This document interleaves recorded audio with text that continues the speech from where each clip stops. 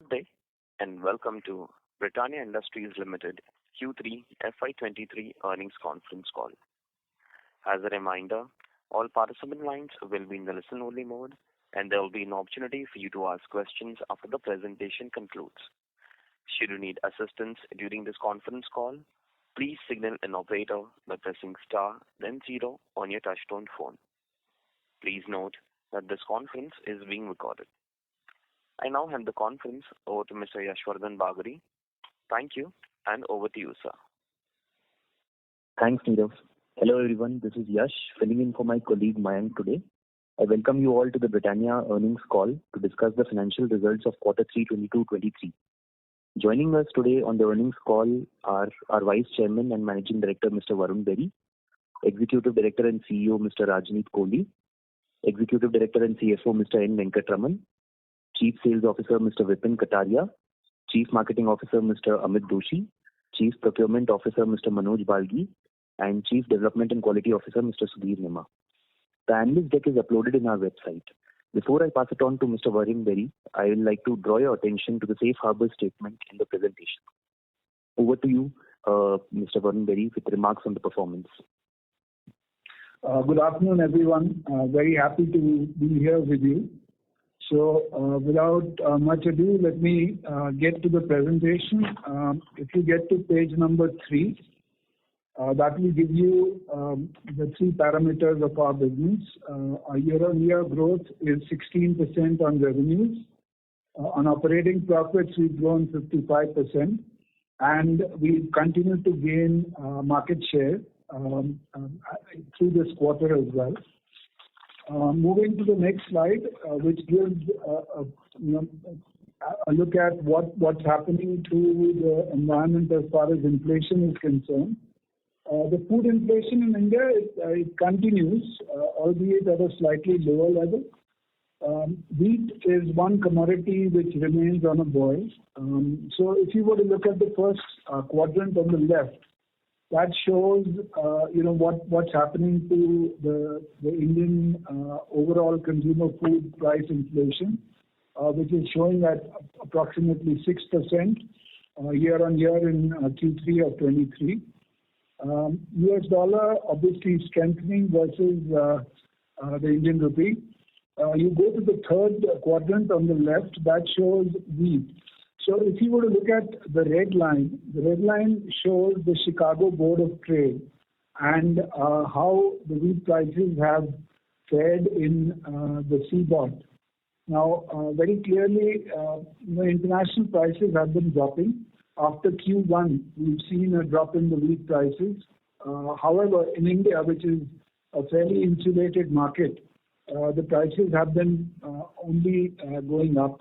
And while we are very close to the season, we will know soon enough in the next 2 months, how the crop is and how the commodity prices rule at that time. But right now, it's at a high as far as wheat is concerned. The RPO prices have softened, both for the Bursa Malaysian Derivatives Exchange as well as the Indian market prices are almost parallel to each other, and that's helped us control inflation on our commodities to an extent. Going to the next slide, that shows the inflation versus Q3 of 2021. Basically, what's happened is that in the last 2 years, we've seen a very high inflation. And even on a year-to-date basis, we've seen an inflation of approximately 12%.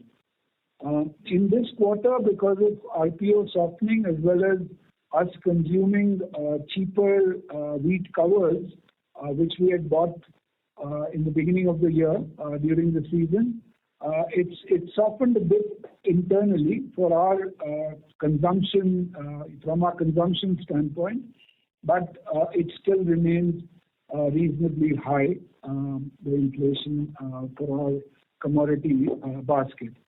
Going to the next slide, which is, on our cost and profitability front, if you look at it, we have taken necessary pricing actions, and these are actions to cover for all of the inflation in the first half of the year.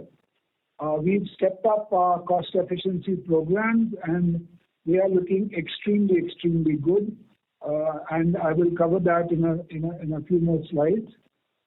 We've made, there have been some corrections in RPO, and we've been consuming wheat, which was at the right price, and hence Q3 results have shown improved operating margin. However, so as a result of that, we've seen operating margin improvement of 330 basis points quarter on quarter. However, there are, as market leaders, we always need to, lead the price increases, and we have done that. And despite leading that, we've been able to gain share. However, there are pockets where we've seen a competitive reaction, so there will be some modifications that we'll have to make from where we are at today, and we will do so in the coming quarter. We obviously want to make sure that in every possible segment we surge forward and we gain share, through all of the strategies that we deploy, which I'll come to in a bit. So next slide, which is the strategic pillars, which we have been talking about for quite a few quarters now, which drive our profitable growth. Distribution, which is very key to our strategy, and marketing of our key brands. Heightened innovation. We've been after COVID, we've been going pretty heavy on innovation launches. Adjacent businesses, and I'll come to that in a bit, have been doing reasonably well, I would say. Cost efficiency programs I already spoke about, and I'll speak about them in a little more detail as we go through the presentation. And finally, sustainability. So let me go through these one by one. So the first one is on driving efficiency in distribution. As you see from this slide, we have now 28,000 rural distributors versus 26,000 in March of 22. And we have gained 1.5 times the share that we've gained on an all India basis in rural. So that strategy of going heavy on rural has been working for us, and as a result of that, while some companies have been announcing some kind of slowdown, we have not seen any slowdown in our rural revenues, and our growth, volume growth in the rural areas. The second part of that slide is on direct reach. We have also been, focusing on getting this, after the COVID relapse, so to say. We've been focusing on getting wider direct reach, and we've added 1.5 lakh outlets during this year. So from 24.9 lakh outlets, we've gone to 26.4 lakh outlets with our direct reach program. Moving to the next slide, which is about the marketing activities during the quarter. So there are multiple marketing activities, and some of you must have seen them, on air. So we have some new creatives that we've got this quarter. 50/50 was one of them. Some of the others listed on this slide also, some of the campaigns that we've run during this quarter. We've also won some industry awards, which are also there on this slide. Amit, would you like to comment on this? Yeah. So, I think as Varun said, we've continued to make investments in our core brands to drive, to ensure that we continue to drive penetration for these brands, and each of them is top of mind in their respective categories. Now, and as Varun said, it's also heartening to get the industry recognition, because we believe that we want to do work that wins in the market, and it's always good to get peer recognition. For both so there's Campaign India there and there's Storyboard 18 there, and 3 of our pieces, the first one being for Good Day, then 50/50, and then NutriChoice, were among the top 50 ads in the country and top 25 ads in the country respectively. For Milk Bikis Classic, we won awards for Best Regional Marketing in Tamil Nadu at the FE Awards. They are the best when it comes to effectiveness. And one of our NutriChoice digital pieces was actually voted as the viewer's choice ad of 2022 by the Outlook magazine. So I just want to go back to the previous slide, not shift to it, but while advertising wins awards, there are no awards for sales. But I'll be remiss in not mentioning Vipin Kataria and the sales team making some superlative efforts in getting the results that I was talking about on the previous slide. Okay, moving on to the next slide, which is about innovation. So we've had, some very good launches. Biscafe, which is a very unique product, has moved almost 5 times in terms of revenue since we launched it. Similarly, NutriChoice Seed, Herbs and Protein, which was launched in Q1 again, has moved 4 times since launch. We also had focused scale-up drives on 50/50 Golmaal, which is a very interesting product. It wasn't national till some time ago. It was only East, and even today it remains predominantly East while we are trying to spread it across the country. Great product. It's moved 2 times its revenues, during this year. Milk Bikis Classic, a very nostalgic and a great product, doing very well in its core territory of Tamil Nadu and Kerala. In the adjacent categories, we've launched the festive plum cake in East and South, which is doing quite well just before the festive season. We've also launched a new product in our snacking, which is called Tic Tac Toe. Snacking again has been it's in test market, but in these test markets we've launched this product and it's doing quite well. It's actually yet to go into the West market, but it's currently only in the South market and it's doing quite well. We've also got a fresh portfolio. Again, we are experimenting with fresh paneer through our fresh distribution channel. I won't say it's a blockbuster, but this is giving us great readings on what we should be doing with our fresh channel as we go forward. And on adjacent categories also, we've had some focused scale-up drives. Croissant, which was launched across the country in Q2, is growing very, very handsomely and doing quite well. And the marble cake, which was also launched in Q2, has been scaled up and is doing very well. Both of these products are at about 150%, which is 2.5 times what they were during launch, and 130%, which is 2.3 times what they were at launch. So good progress on innovation as well as adjacency products. Now moving on to the next slide, which is about our joint venture with Bell of France on cheese. So just to give you an update, you know that we've signed the strategic partnership to disrupt this very nascent but fast-growing cheese category in India.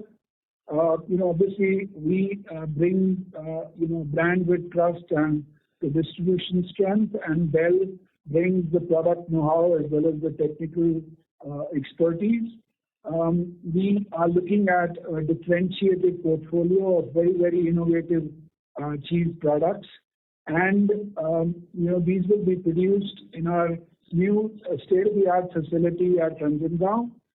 You guys are welcome to visit us and have a look at the facility whenever you happen to be in that part of the country. And you know that we hold majority stake at 51% and Bell holds a 49% stake. Now, to give you an update on where we stand on this. So, cheese lines, cheddar cheese line will be commercialized in Q1 of 23-24. So cheddar cheese has to be produced for that to be used to produce the various formats of processed cheese. So the processed cheese line will take a little more time. They will be ready in the second half of 23-24. And on these processed cheese lines, we will produce slices, cubes, blocks, and spreads. So that will be ready in the second half of the next financial year. In the meantime, what are we doing? In the meantime, we are working on the joint branding, how the products and the packaging designs are going to look. We are working on the organization structure. We are training the personnel.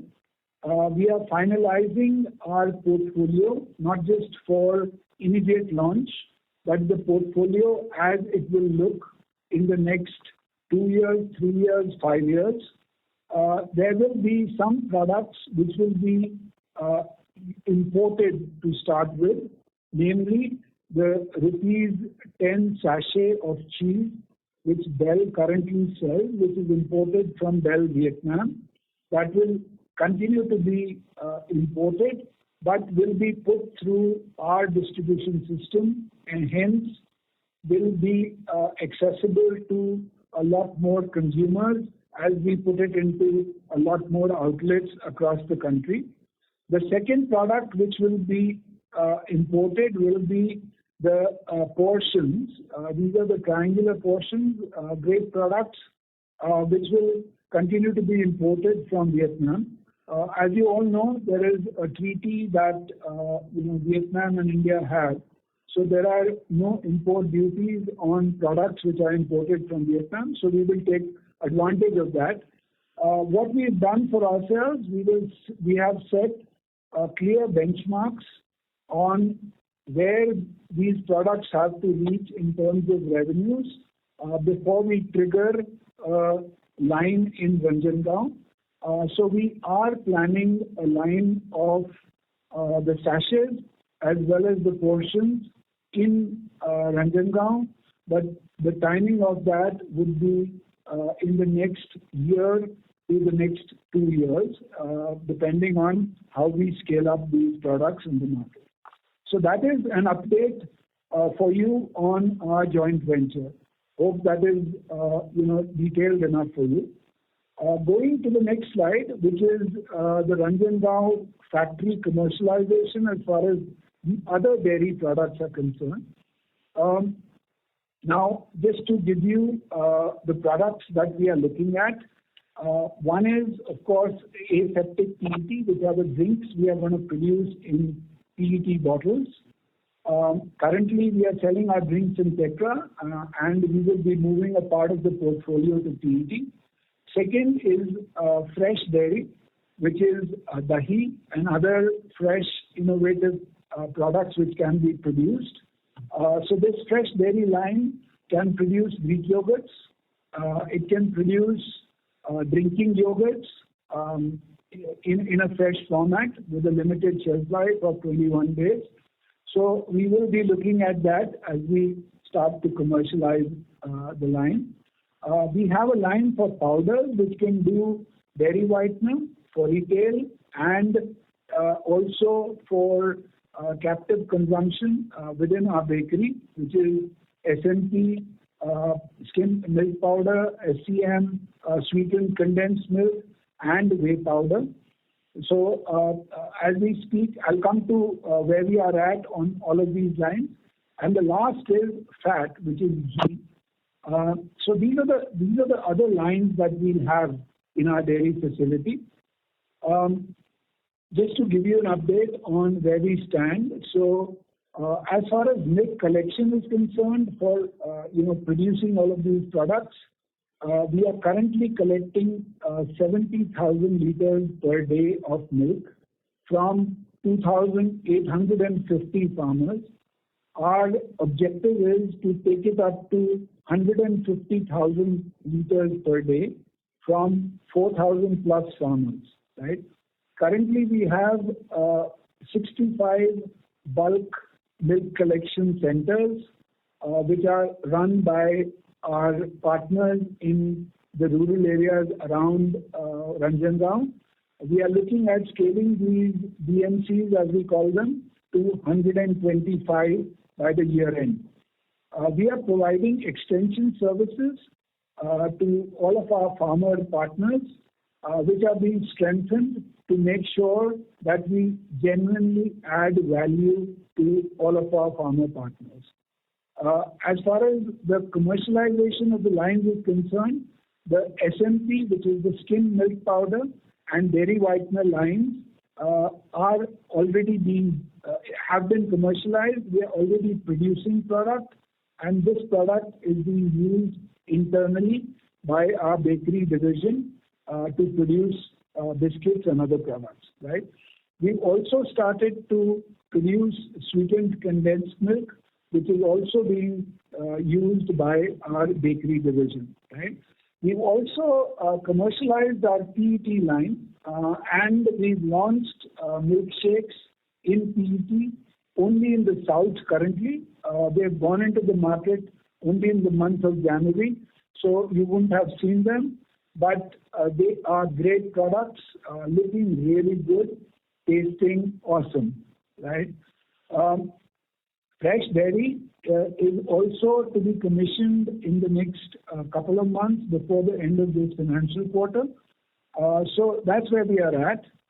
We are doing extensive training of our operators in the dairy facility. The quality parameters are being very clearly set to very high standards, and we are setting up all the systems to make sure that we run this facility to the highest standard possible. Moving on to the next slide, we've made reasonable shifts in our adjacency business, and these will definitely fuel the next phase of profitable growth for Britannia as we go through time. So on bakery adjacencies,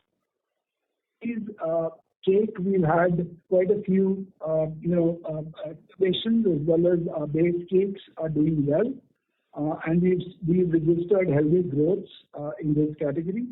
We've also improved profitability across cake, rusk, as well as bread, as far as this year is concerned.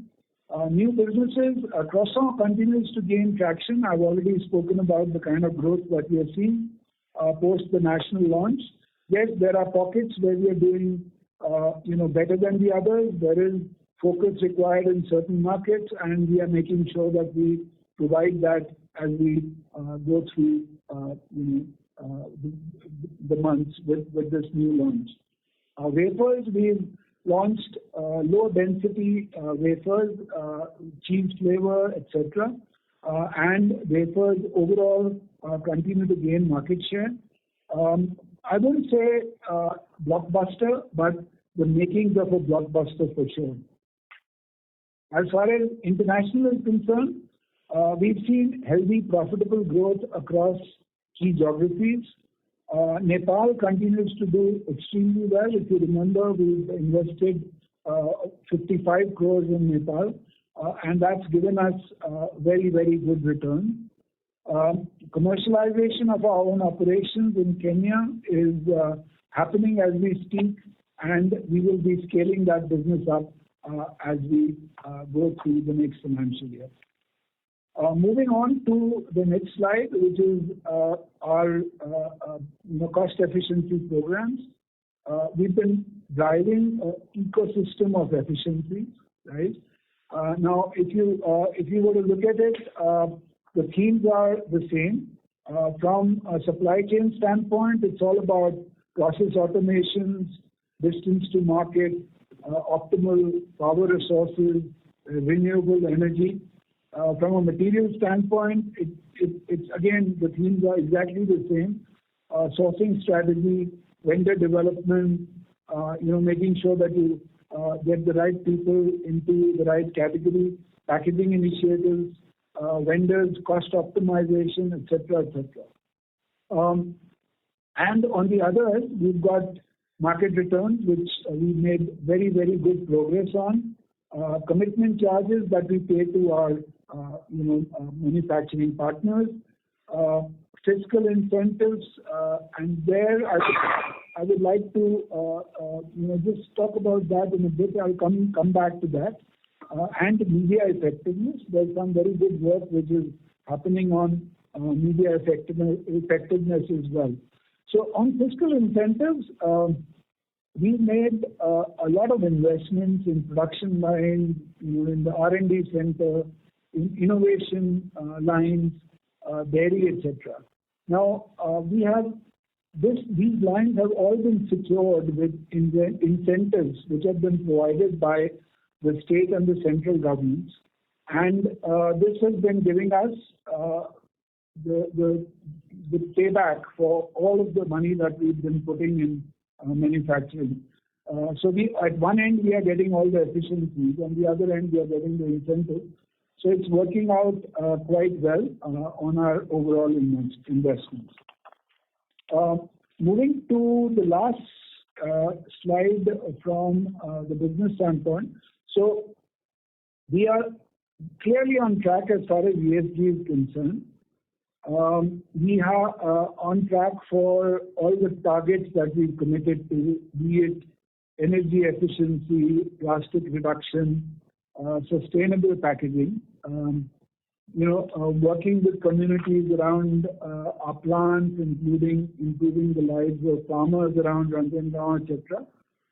So we are making great progress there. I will hand over to Manoj. Manoj is the architect of this, and between Manoj and Deepti, they've been driving this. So over to Manoj to take you through some of the details here. Manoj? Yeah. So we are working on 4 pillars as far as the ESG agenda goes: people, resources, growth, and governance. And we have taken targets which are good for the community and good for the business. And if we were to go through the people quadrant, where our focus is on targeting farmers, so Varun talked about 2,800 odd farmers that we collect milk directly from. We do a lot of CSR work in and around our factories, partnering with the Wadia Foundation, and we have reached about 14,500 odd beneficiaries. The work is more on sanitation and water management and hygiene around those communities. And again, on the nutrition side, we have reached more than 2 lakh beneficiaries till December 2022. In terms of resources, we have increased our share of renewable electricity source for our operations from 33% to 38%. The share of renewable energy is about 18% from 14% last year. 3% reduction in emission, and additional 61,000 kilos of plastic has been discarded in this period till December. We are on track for our EPR program. We have been plastic neutral last year, and we will be plastic neutral this year. And 72% of our laminates, multi-layer packaging that we source are now recyclable. Water consumption has been reduced by 33% through recycling and reuse. In terms of the commitment towards reducing the fat, sodium and the sugar content, we are on track. About 2.5% of reduction in sugar versus 2018-19 when we started the program, and about 13% reduction in sodium. And in terms of governance, we are extending our sustainability program to 100 of our key suppliers. Assessment is on, and we'll co-opt them into our ESG program. Thank you. Okay, thanks, Manoj. Now moving to the financials. Actually, there's nothing much to say here. The results speaks for themselves. So, full year 22-23, we've grown 16%. Q3 is also incidentally 16% for the year. And if you look at the 24-month growth, it's at 32%. So both very healthy, good growths that we registered from a top-line revenue perspective. Next slide is about operating profits. Again, operating profits have grown this year at 15.5%. This quarter is at 55%. 24-month growth is at 35%. Because last year Q3 there was a decline of 13%, but a very healthy 35% even on a 24-month basis. with margins being at 18.5% of revenue.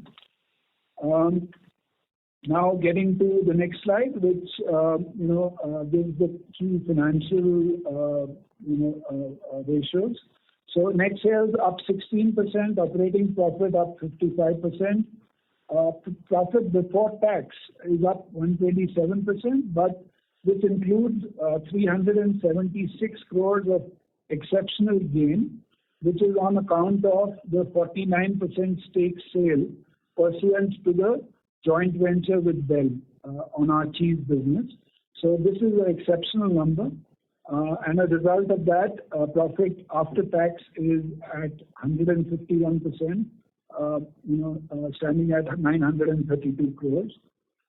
Now, even the numbers below, the only one to really look at is profit from operations, which has gone up to ever high at 18.5%. Profit before tax, obviously, at 28%, and profit after tax at 23% includes the exceptional items. So I'm not going to belabor those numbers. So those are the results. Over to you for questions, please. Thank you very much. We'll now begin the question and answer session. Anyone who wishes to ask a question may press star and one on their touchtone telephone. If you wish to remove yourself from the question queue, you may press star and two. Participants are requested to use handsets while asking a question. Ladies and gentlemen, we'll wait for a moment while the question queue assembles. Participants, you may press star and one to ask a question. The first question is from the line of Abneesh Roy from Nuvama. Please go ahead. Yeah, thanks and congrats on good numbers. My first question is on the dairy business. So in cheese, when I see currently there is obviously one or two mass and pricing from Amul and Mother Dairy kind of players, and also there are some regional brands. And Indian consumption also, if we see, mostly of mass and cheese at low prices. So when you say that you want to disrupt the market, and you have already discussed sharp scale up in the next 3-5 years, that's coming because of the LUP strategy of INR 10 and say the innovations like Triangular, or is it coming because you want to make India consume the other variants which say the developed countries consume?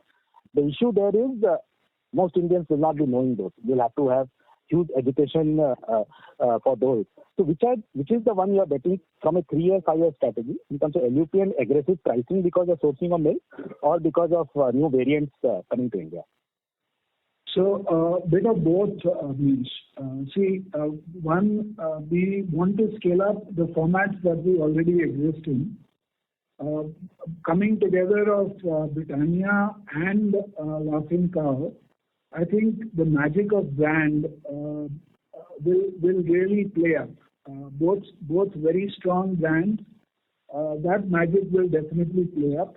And obviously the technical know-how of Bell on how to create differentiated offerings which are much better than the market, which are obviously catered to the Indian taste, albeit at a premium to what the cooperatives are providing. I think that's going to be one strategy. And the second is, the LUP at 10 rupees is a big one if you think about it. It's a habit-creating initiative.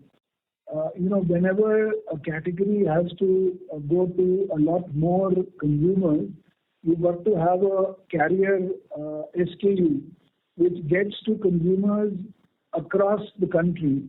And if you think about it, the fast food, the QSRs have helped us create cheese in the tip of the iceberg as far as the Indian population is concerned. How do you create that same kind of a habit across the board and get to the bottom of the pyramid? And that is really the strategy which is the second strategy that we are betting in. Obviously all these products and a lot more products which can be which we can sort of create as habit forming, will be produced in the long run in India, in the country. So that really is the strategy as far as cheese is concerned. Sure, thanks. That's useful. I had a follow-up on dairy business. In paneer, the new launch looks interesting. When I see the pricing, your pricing is at 110 versus 80 to 85 for Mother Dairy and Amul. Your pricing is much more closer to Punjab, Sindh and ID Foods, for example. So here, once your sourcing is in place, once your factory is fully in place, your pricing then will it converge more to the value players, or here you would want to be in the Punjab, Sindh and ID Foods kind of a premium paneer kind of a place? No, we are not looking at becoming, the value players in any category. If we have a right to succeed, these are all experiments, niche. We are looking at what we can do, how can we add value, etc. If we can create a premium offering which gives us revenues as well as profit, we are in it. We don't have a line for paneer, for instance. It's all third party. Even in our Ranjangaon facility, we haven't invested for a paneer line. So these are experiments which are without real investment. If they work out, then we have the milk, we have the factory, we have everything else. We can always put up a line and move forward with it. If it doesn't work and it's still the bottom of the pyramid pricing which is working, then we will move forward and walk away from initiatives like this. Sure. My second and last question is on your biscuits market share. So we have seen very sharp. Third. Second. Okay, go. You can't say no. Sure, thanks. In biscuits, your market share improvement has been quite good. So in inflationary times, the market leader, number one player, the premium player always gains market share in most FMCG. Now we are obviously coming into deflation gradually. Palm oil first, packaging second.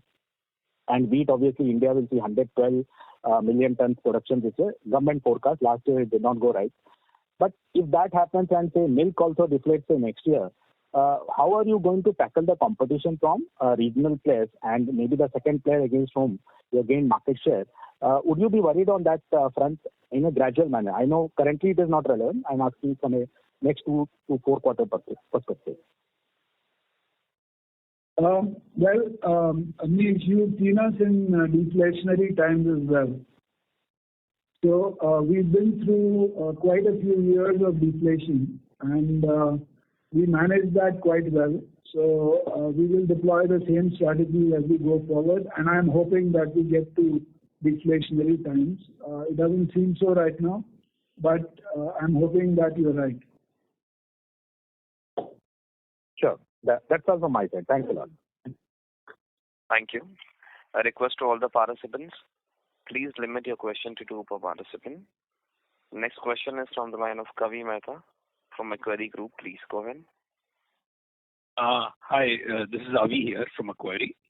Sir, I just wanted to understand the competitive intensity a little better. So over the last 2 quarters, not just 2 quarters, actually, even before that, we've been able to drive very strong market share gains despite taking, and I remember the last few calls you've been saying we have taken the industry-leading price hikes. Now, what should we read from a competitive intensity as of now? Is there a moderation or is there a change in behavior? If you could help us understand that, please. See, we have been working very clearly on an agenda, right? Our agenda has been driving distribution. We know where our strengths are. We know where our weaknesses are.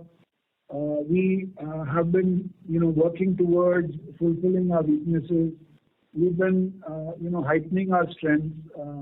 So I think that's been working really well for us. We've been nourishing our brands. We know, again, where our strengths are, where our weaknesses are within the brands. We've been heightening our strengths, and we've been making sure that we fulfill some of the weaknesses. We know we have weaknesses, right? The value portfolio is one weakness which we've not tried to fulfill.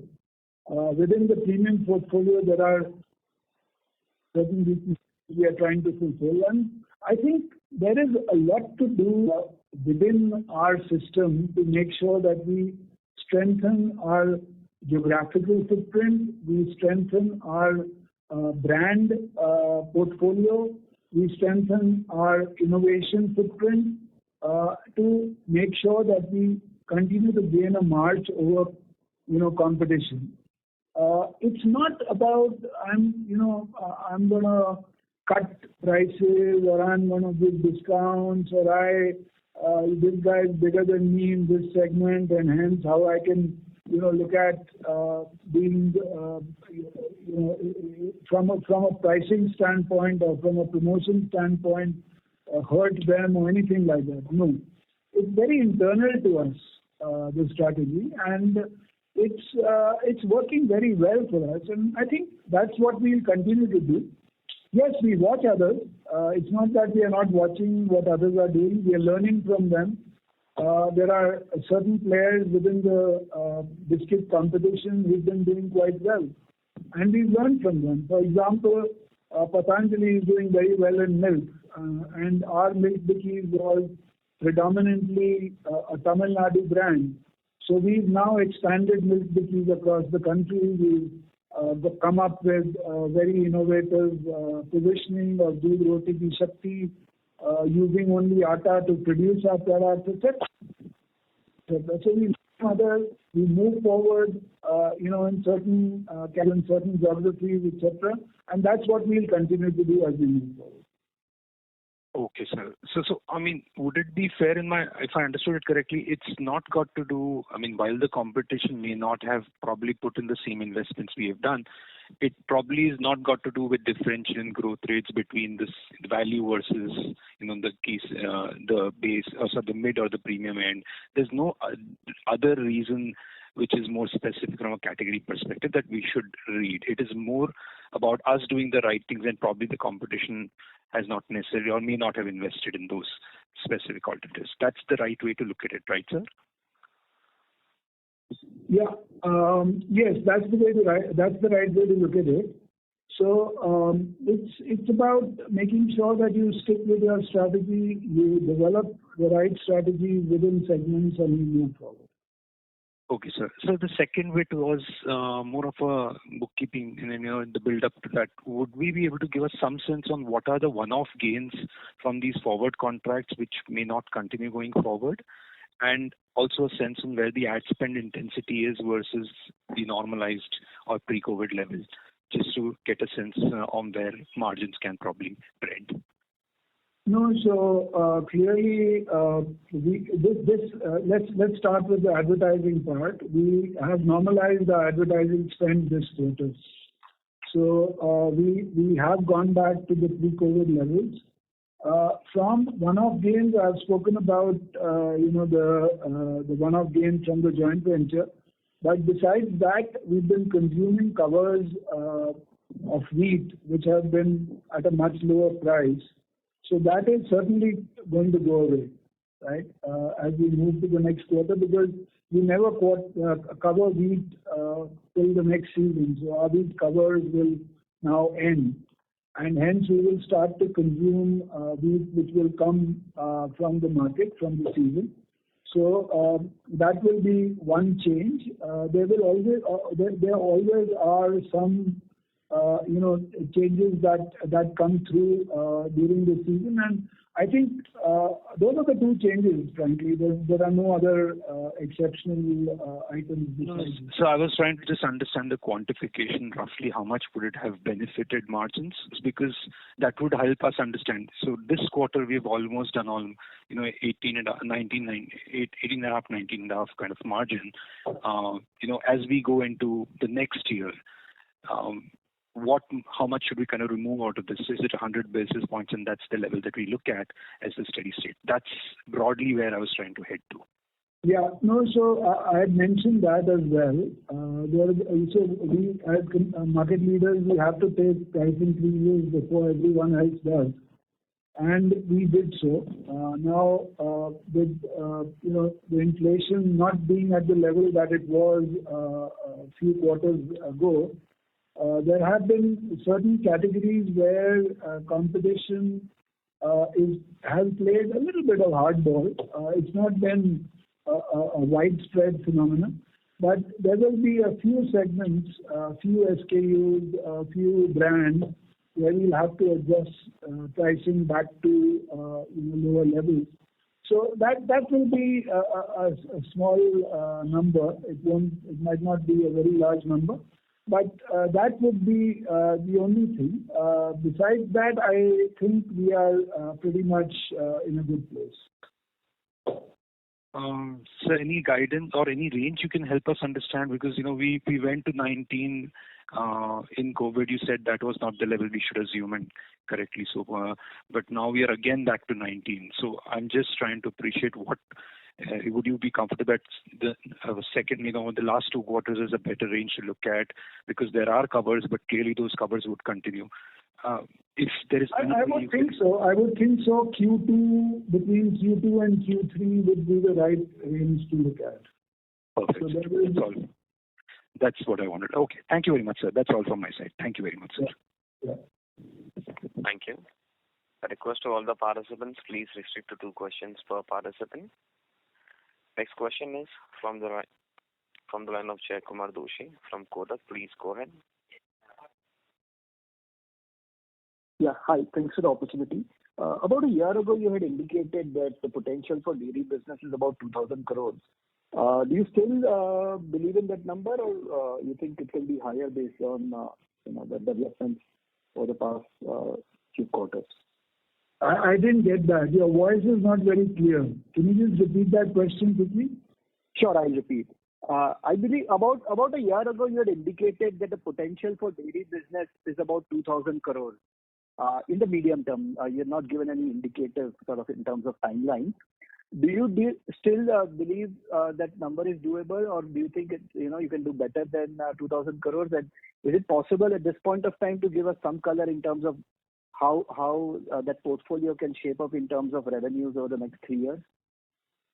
I would still stick with that number. We in the process of launching our new products. Cheese is still not even in the market. So let's watch this space for a bit, and we will come back to you with that's what we've set for ourselves, so we'll stick with that. Understood. And current scale is about 500-600 crores. Is that understanding correct? Just over that. Yeah. And one more follow-up around the same thing. I think prior to pandemic, industry was growing at a very low single-digit levels in terms of volume, and you were able to grow faster based on new product launches and market share gains. And a couple of times you had called out, industry growth versus your, the gap between the growth driven by new products. Could you give us an indication in terms of, what do you think that gap is, and how, whether that gap is widening given that you've seen good success in new product launches and now dairy will scale up? No, so we, as you can see from the market share, we've been continuously gaining share. So the gap remains pretty much the same, but I must admit that around COVID times and beyond, we've seen the market growth to be much faster than what we've seen from 2013 to, let's say, 2018-19. So the market growths have certainly picked up, and which is a great trend from our industry standpoint. Understood. Thank you so much. That's it from my side. Thank you. The next question is from the line of Latika Chopra from JP Morgan Chase. Please go ahead. Yeah, hi. Thank you for the opportunity. Thank you, Varun, for your detailed comments on adjacencies. But what I'm looking for now is a little bit quantitative flavor. So it would be helpful if you could share, what is the salience of non-biscuits portfolio in your business today, and if you could share a little flavor on what is the kind of annualized revenues today that you're seeing for, key segments like cakes, rusks, maybe croissants and wafers. And if one looks at the growth algorithm over the next 5 years or 3 years, for Britannia, what that salience or revenue size of these adjacencies could be in your view?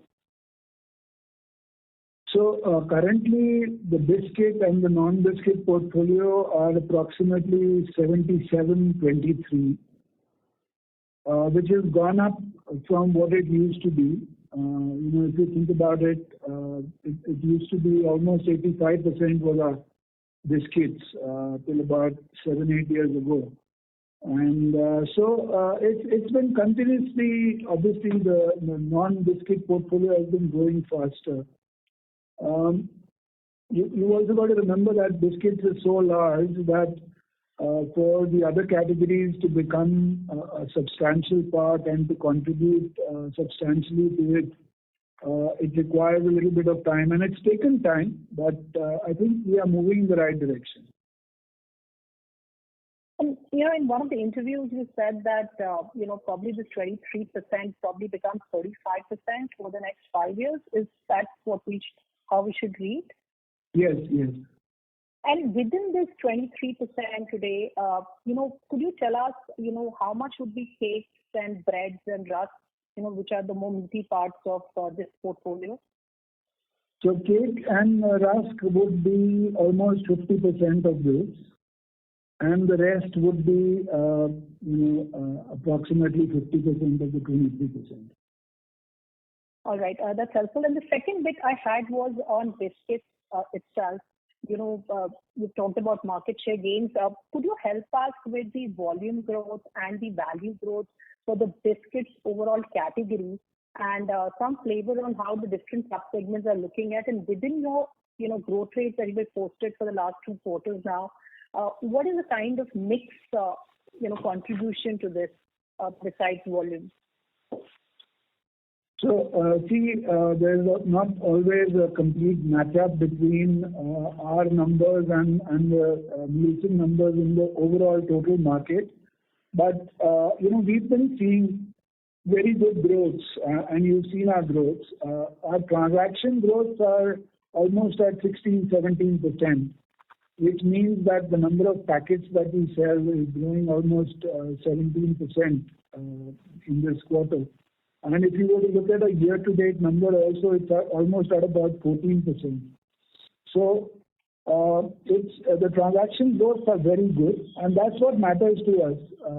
Volumes obviously have been low. Volumes are very low, single digit.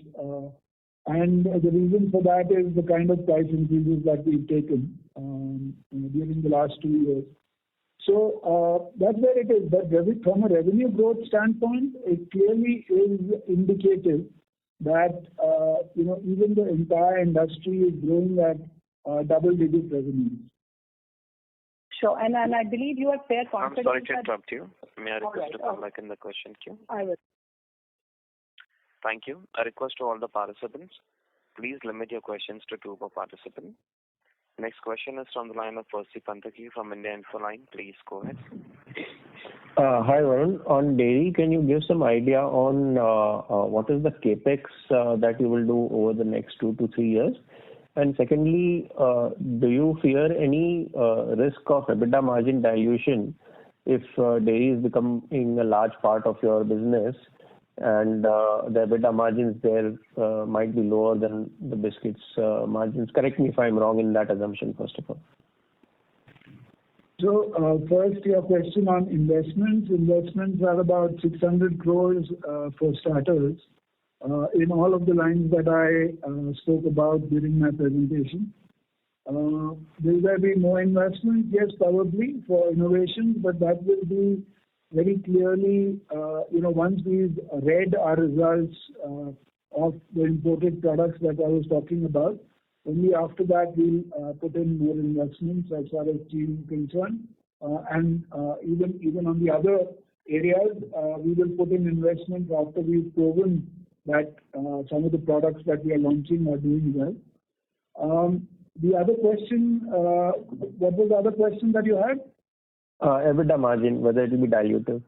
No, so EBITDA margin, we'll have to see as we go. For cheese, we've always had a very solid, EBITDA margin. Now, with our own factory and with the joint venture, hopefully that should move in the right direction.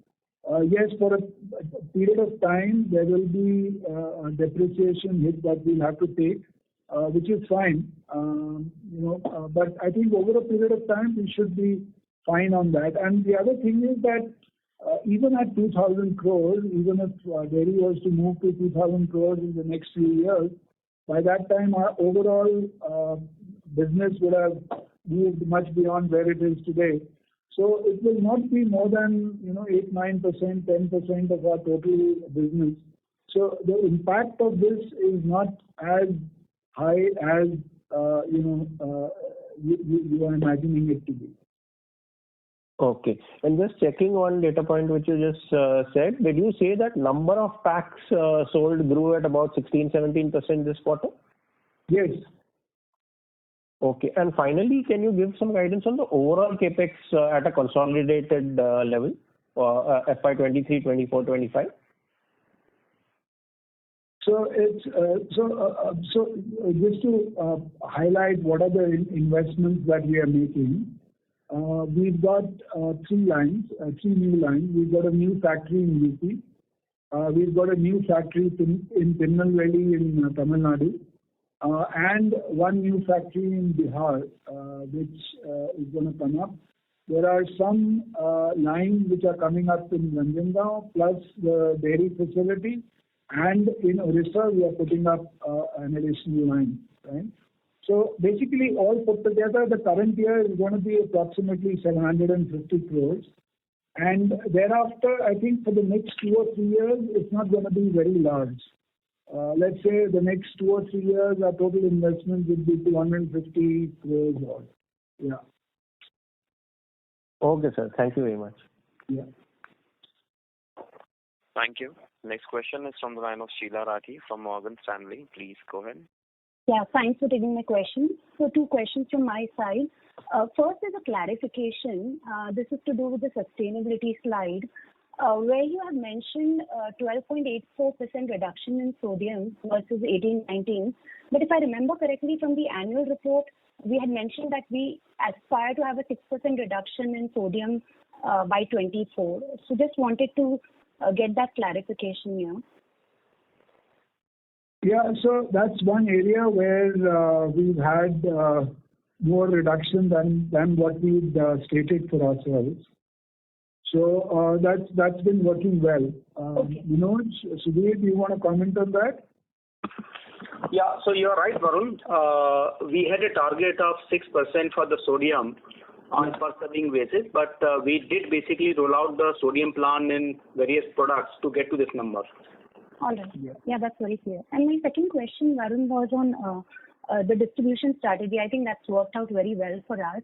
So just wanted to get an idea from you as to what is the aspiration on the distribution front, both on rural side as well as direct distribution, where we have reached a certain level now, where we could be in the next 2 years, say.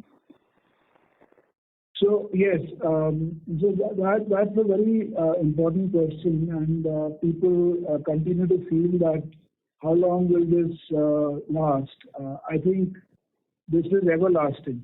While we've made great progress, there are still territories and states and areas which we still continue to be very poorly distributed. Rural still lags urban by almost 11 distribution points. So we have a long way to go, and we will continue to work on it because it's such an important strategy for us. A very important part of our strategy has been our distribution gain, and that is the one which has kept us away from really getting into fisticuffs with competition. We've been driving our own distribution and been gaining traction and share in all of these states. So a long way to go. Short answer is a long way to go, and we'll continue to drive that. And assumption of 15% increase every year could be a fair assessment, right? Yes, absolutely. All right. Thank you. Thank you. Next question is from the line of Vivek Maheshwari from Jefferies India. Please go ahead. Hi, Varun and team. My first question is on the market shares again, Varun. So the market shares that you have presented on the slide are value market share, I'm guessing. Would volume market share also give a similar story? Yes. Yes, it will. Interesting. So we've also benefited from the fact that the premium products and premium offerings have been gaining over the value offerings. So it will be very similar. Interesting. Okay. The other question is, you mentioned 16% growth in packs, low single-digit volume growth, and 16% revenue growth. So does that mean that there has been a shift from larger packs to smaller packs? It could be momentary. It's not reflective of a long-term trend. But yes, this quarter we have seen a 17% transaction growth with a 16% revenue growth. But it's not like we've been seeing that forever. But in times like this, you've got to remember that there is some amount of downtrading which goes off as things become better. So it could be for a quarter or two, and then it goes back to the old mix. Got it. And lastly, Varun, how much will be the price cuts that you will need to take at the portfolio level, in the coming quarter? It's not substantial. We haven't really looked at what number it will work out to be. And we are not really taking a price cut. What we are looking at is, projecting them as promotion so that it doesn't look like we are permanently down to a certain price. It will be as a promotion so that we can take out the biscuit and move back to our old price whenever need be. Okay. And, at the time of taking up prices, you have had, reasonable amount of that via volume. So, conversely will also be true as input prices are going down, right? Yes.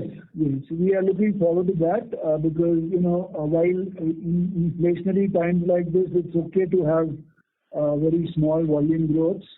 The good thing is that we've had great transaction growths, and that's what matters for us. How many packets, how many consumers are enjoying our products, etc. But volume growths are also important, and we would like to get back onto a volume growth trajectory as well. Great. Thank you, Varun. Wish you all the best. Thank you. Thank you. Next question is from the line of Kunal Vora from BNP Paribas Mutual Fund. Please go ahead. Yeah, thanks for the opportunity. So, continuing on the previous question, so how should we look at volume and pricing contribution in FY24? You had double-digit price hikes in FY22, another double-digit price hike in FY23. So growth has been mostly pricing-led. How do we look at that mix changing in FY24? So, from what we just discussed, I don't think we are going to see the kind of inflation that we've seen in the last 2 years for some time to come. I don't want these to be the famous last word, but I'm hoping that I'm right. So with that, I don't think there's going to be a substantial price increase. It will only be opportunistic whenever necessary for a certain SKU. But we are not looking at the inflation number for next year is looking like about 2.5 to 3% for us. So that's the kind of price increase probably that we'll be looking at. So with that, would the revenue growth moderate, or you think the current growth rate or anywhere close to that is maintainable? That's one area which I haven't understood ever. When does growth rate pick up? When does it moderate? I've never been able to understand. What I've understood is how to take share from the market by driving strategies. What happens to the markets? I think God only knows, but I'm hoping that the growth rate on the industry continues. Okay. My second last question is there a correlation between the milk collection and your revenue as the milk collection doubles, which you indicated? Should we expect revenue also to double? And when do you get to the 150 KLPD, which you mentioned, in terms of milk collection? 150 would be towards the end, but no, it's not only for the products that we sell in the market. We will run the lines that we use for our bakery division as well. So this will help us. Obviously, first there are some overheads to the extension services that we provide. So we'll be able to max out and leverage the overheads on those extension services. We will be able to get better quality product which will be produced, whether it's SMP or sweetened condensed milk or whey powder, etc. All of that produced in our own factory for our bakery division. There's no real correlation between that and the dairy revenues because this is an internal transfer from dairy to our bakery division. Thank you very much. We'll take that as the last question. I now hand the conference over to Mr. Yashwardhan Bagri for closing comments. Thanks everyone for spending time with us on this call. We look forward to interacting with you again. Thank you very much. On behalf of Britannia Industries Limited, that concludes this conference. Thank you for joining us. You may now disconnect your lines. Thank you.